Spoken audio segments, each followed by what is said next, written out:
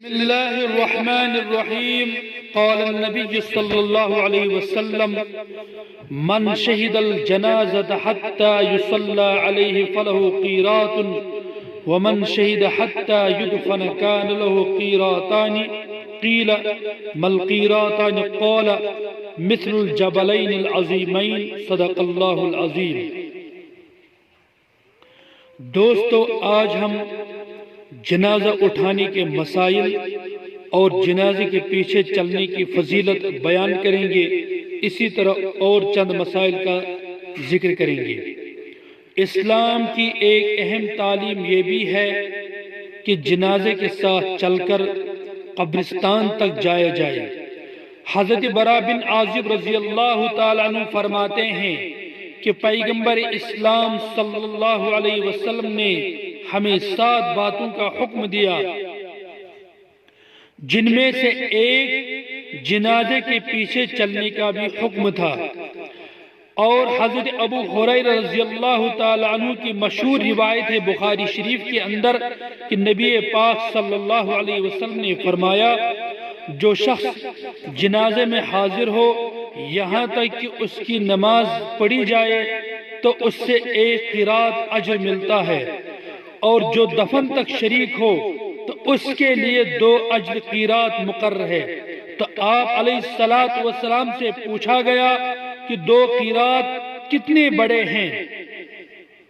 آپ علیہ السلام نے فرمایا کہ 2 بڑے پہاڑوں کے برابر. اس لیے ہر مسلمان کو اس اجر عظیم کام میں حاصل کرنے کی کوشش کرنی چاہیے اور اس سے محروم نہیں رہنا چاہیے. بہتر ہے کہ بلا ضرورت جنازے کے پیچھے سوار ہو کر نہ چلے بلکہ پیدل چلنے کا اہتمام کرے، اس لیے کہ فرشتے بھی مومن کے جنازے کے ساتھ پیدل چلتے ہیں.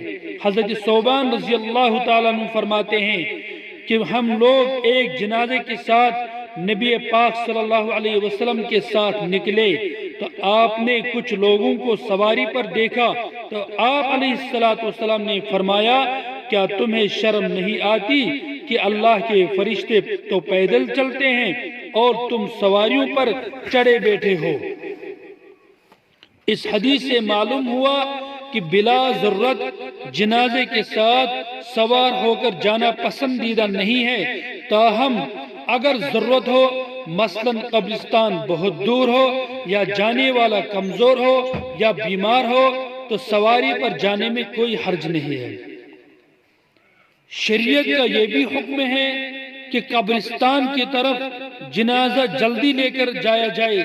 چنانچہ نبی اکرم صلی اللہ علیہ وسلم نے فرمایا، یہ بخاری کی روایت ہے کہ جنازے کو لے کر جلدی چلو، اس لیے کہ اگر وہ نیک ہے تو تم اس کو بہتر ٹھکانے تک پہنچاؤ گے، اور اگر وہ نیک نہیں ہے تو اپنی گردن سے برائی کو ہٹاؤ گے. بعض جگہ دیکھا گیا ہے کہ قبرستان قریب ہونے کے باوجود محض کندہ لگانے والوں کی رعایت میں دور کے راستے سے جنازے کو قبرستان تک پہنچایا جاتا ہے.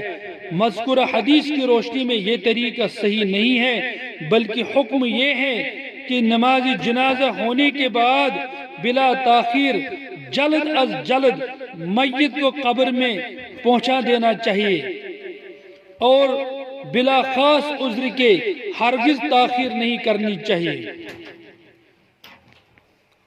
اب ہم چند مسائل ذکر کریں گے، آپ ان مسائل کو بغور سماعت فرمائے. میت اگر چھوٹا بچہ ہو تو لوگوں کو چاہیے کہ اس کو دست بدست لے جائے کہ ایک آدمی اس سے اپنے ہاتھوں پر اٹھائے، پھر اس سے دوسرا آدمی لے لے، اسی طرح عدلتے بدلتے لے جائے. اور اگر میت بڑی ہو، مرد ہو یا عورت، تو اس کو چارپائی وغیرہ پر لٹا کر لے جائے اور سرہانہ آگے رکھیں اور اس کے چاروں پایوں کو ایک ایک آدمی اٹھائے. بلا عذر جنازے کو سواری پر لے جانا مکروہ ہے، لیکن اگر عذر ہو، مثلا قبرستان بہت زیادہ دور ہو، تو جنازے کو سواری پر لے جانے کی گنجائش ہے۔ جنازے کو دو لکڑیوں کے درمیان اس طرح اٹھانا کہ اس سے دو آدمیوں نے اٹھا رکھا ہو تو یہ طریقہ مکروہ ہے۔ ہاں اگر کوئی مجبوری ہو تو درست ہے، مثلا راستہ اتنا تنگ ہو کہ چارپائی پر چار آدمی سنت کے مطابق نہ اٹھا سکیں۔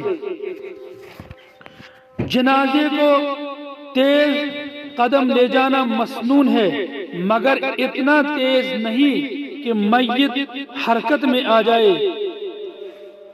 جنازے کے پیچھے پیدل چلنا افضل ہے۔ اگر چند آدمی آگے نکل جائیں اور جنازے دور نہ ہوں تو حرج نہیں، لیکن اگر سب کے سب آدمی آگے بڑھ جائیں اور جنازہ پیچھے کر دیں، یا چند آدمی آگے نکل کر جنازے سے دور ہو جائیں تو یہ مکروہ ہے۔ جو لوگ کہیں بیٹھے ہوئے ہوں اور ان کا ارادہ جنازے کے ساتھ جانے کا نہ ہو تو انہیں جنازہ دیکھ کر کھڑا نہ ہونا چاہیے۔ یہ پہلے حکم تھا، بعد میں منسوخ ہو گیا۔ جنازہ پہنچنے سے پہلے قبرستان میں بلا ضرورت جا کر بیٹھنا مکروہ ہے۔ اسی طرح جنازے کے کندھوں سے اتارنے سے پہلے بھی بیٹھ جانا مکروہ ہے، لیکن جنازہ کندھوں سے اتار جانے کے بعد بیٹھنا منع نہیں ہے۔ عورتوں کا جنازے کے ساتھ جانا مکروہ تحریمی ہے۔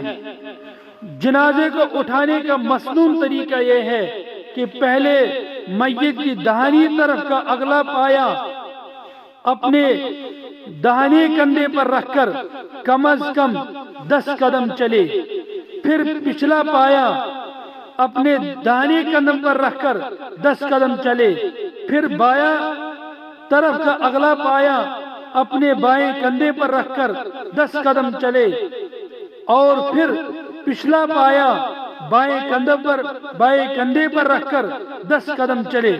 حدیث شریف میں اس طرح اٹھانے کی بہت بڑی فضیلت آئی ہے۔ جنازہ لے جاتے ہوئے بلند آواز سے ذکر کرنا مکروہ ہے، البتہ آہستہ بلا آواز ذکر و فکر میں مشغول رہنا